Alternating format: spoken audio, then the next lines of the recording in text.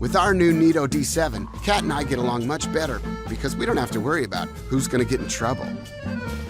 I still get to be me and express myself without having to deal with the consequences that come with that. With Neato D7, they use their voice to schedule cleanings. So they come back to a freshly vacuumed home, and it's nothing but love, man. It's crazy how this one thing completely eliminated all that dog fur. And if there's an area that's off limits, it's easy to teach the D7 where not to go.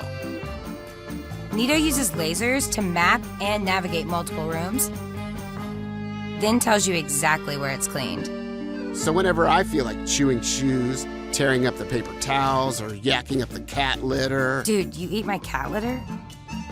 We both consider ourselves fairly domesticated, but there are just some instincts we won't ever be able to shake.